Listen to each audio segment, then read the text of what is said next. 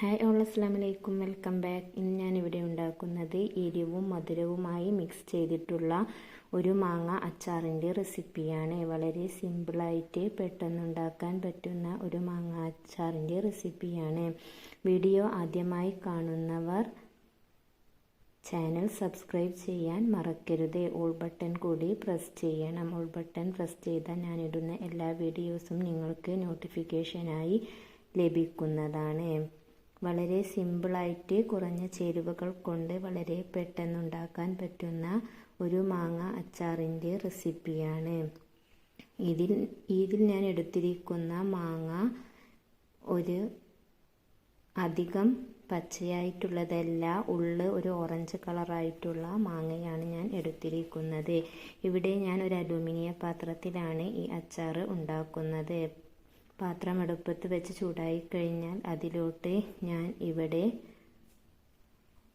ഒരു 10 table spoon വെളിച്ചെണ്ണ ഒഴിച്ചു കൊടുത്തിട്ടുണ്ട്. എണ്ണയിൽ വേണമെങ്കിലും ഈ അച്ചാർ ഉണ്ടാക്കാവുന്നതാണ്. എണ്ണയിൽ ഉണ്ടാക്കിയാൽ ഒരുപാട് കാലം കേടുകൂടാതെ സൂക്ഷിക്കാൻ പറ്റുന്നതാണ്. ഇവിടെ ഞാൻ വെളിച്ചെണ്ണയിലാണ് ഉണ്ടാക്കുന്നത്. ഇനി ഇതിലോട്ട് ഞാൻ 5 ടേബിൾ സ്പൂൺ കടുക് ഇട്ടിട്ടുണ്ട്. ഈ കടുക് പൊട്ടിക്കഴിഞ്ഞാൽ ഇതിലോട്ട് 2 വലിയ വെളുത്തുള്ളി ചെറുതായി മുറിച്ചതും ഇതിലോട്ട് ഞാൻ ചേർത്ത് കൊടുക്കുന്നുണ്ട്. ഇവിടെ ഞാൻ 3 കിലോ മാങ്ങയാണ് അച്ചാറുണ്ടാക്കാൻ എടുത്തിരിക്കുന്നത്. അതിലേക്ക് ആവശ്യമായിട്ടുള്ള ഇൻഗ്രീഡിയൻസ് ആണ് ഞാൻ ഇവിടെ പറയുന്നത്. അതാണ് വെളിച്ചെണ്ണ ഇത്രയും കൂടുതൽ എടുത്തിരിക്കുന്നത്. ഇനി ഈ അച്ചാറിലോട്ട് ഞാൻ 8 ടേബിൾ സ്പൂൺ മുളക് പൊടി ഇടുന്നുണ്ട്.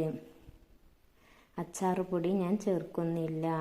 1/4 ടേബിൾ സ്പൂൺ മഞ്ഞൾപ്പൊടിയും 1 പിടി കറിവേപ്പിലയും.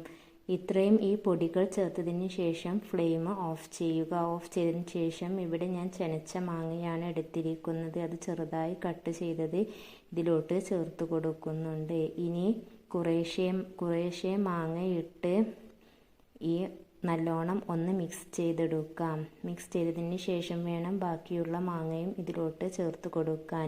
ഇനി മാങ്ങയെല്ലാം ചേർത്ത് കൊടുത്ത് നല്ലോണം മിക്സ് ചെയ്തതിന് ശേഷം ഫ്ലെയിം ഓൺ ചെയ്യാവുന്നതാണ്. ഇനി ഇതിലോട്ട് ആവശ്യത്തിനുള്ള ഉപ്പ് ഞാൻ ചേർത്ത് കൊടുത്തിട്ടില്ല.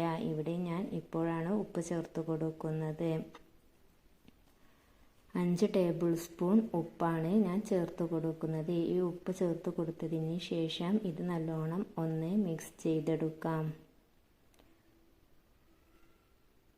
ഉപ്പ് ടേസ്റ്റ് ചെയ്തിട്ട് നോക്കിയതിന് ശേഷം വേണമെങ്കിൽ വീണ്ടും ചേർത്ത് കൊടുക്കാവുന്നതാണ്. ഇനി ഞാൻ ഇതിലോട്ട് ആവശ്യത്തിനുള്ള വിനാഗിരി ചേർത്ത് കൊടുക്കുന്നുണ്ട്. വിനാഗിരി കൂടുതൽ ചേർക്കണമെന്നില്ല, കുറച്ച് ചേർത്ത് കൊടുത്താൽ മതി. അത് ചേർത്ത് കൊടുത്തതിന് ശേഷം ഇത് നല്ലോണം മിക്സ് ചെയ്തെടുക്കാം. ഇനി ഇതിലോട്ട് പഞ്ചസാര ഞാൻ ചേർത്ത് കൊടുക്കുന്നുണ്ട്. പഞ്ചസാരയോ അല്ലെങ്കിൽ ശർക്കരാച്ചിയോ ഇതിലോട്ട് പൊടിച്ച് ചേർത്ത് കൊടുക്കാവുന്നതാണ്. ഇവിടെ ഞാൻ പഞ്ചസാരയാണ് ചേർത്ത് കൊടുക്കുന്നത്. 4 ടേബിൾ സ്പൂൺ പഞ്ചസാരയാണ് ഞാൻ ചേർത്ത് കൊടുക്കുന്നത്. ഈ പഞ്ചസാരയും ചേർത്ത് കൊടുത്ത് ഇത് നല്ലോണം മിക്സ് ചെയ്ത് ഒരു 5 മിനിറ്റ് നല്ലോണം ഒന്ന് തിളപ്പിച്ചെടുക്കണം. മാങ്ങ നല്ലോണം അലിഞ്ഞ ടേസ്റ്റിലാണ് വേണ്ടതെങ്കിൽ കുറച്ച് നേരം കൂടി തിളപ്പിച്ചെടുക്കാവുന്നതാണ്. ഇവിടെ ഞാൻ ഒരു 5 മിനിറ്റ് മാത്രമേ തിളപ്പിച്ചിട്ടുള്ളൂ. ഇനി നമുക്ക് ഇത് ഒരു ഗ്ലാസ് ജാറിലേക്ക് ഒഴിച്ചു കൊടുക്കാം.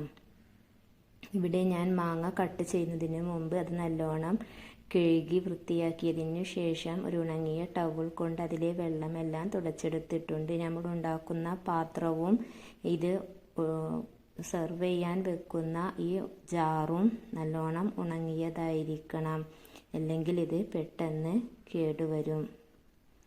ഇനി ഞാനൊരു ഗ്ലാസ് ജാറിലാണ് ഇത് ഞാൻ സൂക്ഷിച്ചു വെക്കുന്നത്. ഒരു വട്ടമെങ്കിലും ഇതുപോലെ ട്രൈ ചെയ്ത് നോക്കൂ, തീർച്ചയായും ഇഷ്ടമായിരിക്കും.